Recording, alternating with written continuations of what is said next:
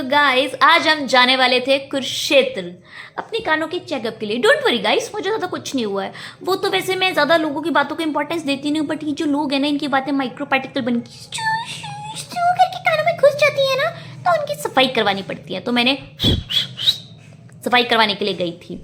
बाकी जाने के लिए मैंने ले तो ली प्राइवेट बस, बट आपको इनके नखरे पता है। वैसे तो कहते हैं हाँ जी आ जाओ हमारी बस में आ जाओ, बट छोड़ने के टाइम पे इनके कुछ होता नहीं। ये जूंडे पीटा कंडक्टर था ना, इतना गुस्सा आ रहा था मुझे इसके ऊपर। एक तो इसकी बस में खड़े होने की जगह नहीं थी, ऊपर से नखरी में यह नहीं उतारूंगा। देखना गाइस कितनी भीड़ भड़क्का था, इतनी भीड़ भड़क्के में मैं पूरे रास्ते कुरुक्षेत्र खड़ी होके गई हूँ। वैसे बाकी मैं लग तो बड़ी मस्त रही हूँ, डाकू हसीना ओ ला ला हो ये। कह रहा था यहाँ नहीं रोकूंगा, यही राजू छोले वाले पे भी रोक के खड़ा हो गया था, बदतमीज आदमी। फाइनली मुझे यूनिवर्सिटी के पास जाके जगह मिली, सीट मिली और थोड़ा सा रिलीफ भी मिला। एज यूजुअल चेकअप के लिए हम उतर गए गुरुद्वारे के पास, जय हो बाबा जी।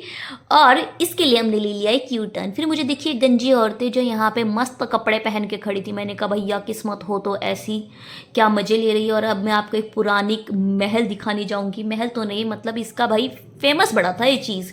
And the place is Castle Mall. क्या मतलब ट्रेंडिंग में था ना भाई सब, कैसल मॉल कुरुक्षेत्र का पहला मॉल।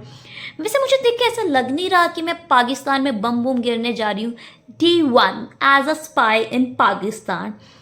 मैं बातें करते करते आपके लिए ब्लॉग बनाते बनाते जा रही थी। इधर मैंने 2-3 गाने भी गा लिए मस्त मस्त से, ठीक है। और लोग ऐसे देख रहे थे कि भाई सर्दी में भी ये बंदी धूप में ऐसे दुपट्टा ओढ़ के जा रही। मैं कहा कोई बात नहीं। ओ ये देखो मैंने इसको भी कैप्चर किया, बंदा क्या मस्त फोटो शूट कर रहा था। तो फाइनली हम पूछे डॉक्टर के पास, यहाँ पे पर्ची के लिए भी इतनी लाइन। और मेरी तो किस्मत ही ऐसे, जैसे पर्ची कटाने लगी इनका रोल भी खत्म हो गया, क्या ही को।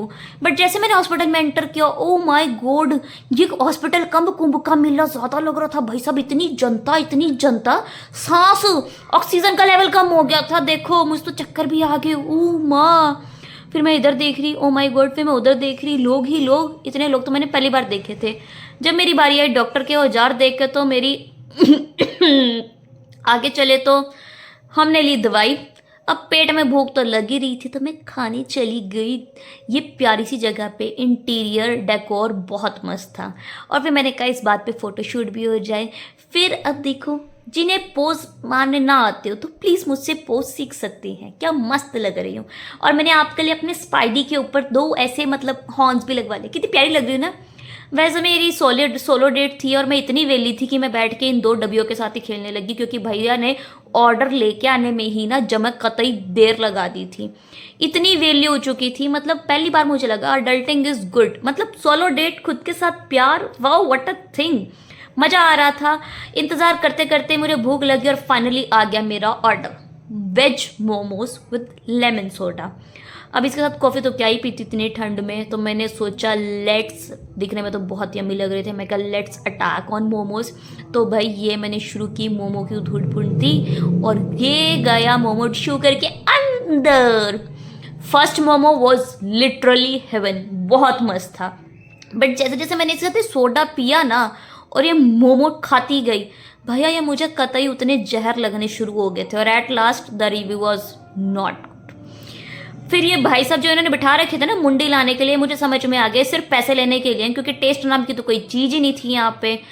लास्ट में आया मैंने कहा चलो कुछ मीठा हो जाए। मीठा के लिए मैंने खाई बिस्कॉफ पेस्ट्री, जिसकी मैं फोटो लेने भूल गई। और ये बस के अंदर इतनी भाई साहब भीड़ भड़क्का था ना, मेरी तो क्या ही कौन सो। Guys like share and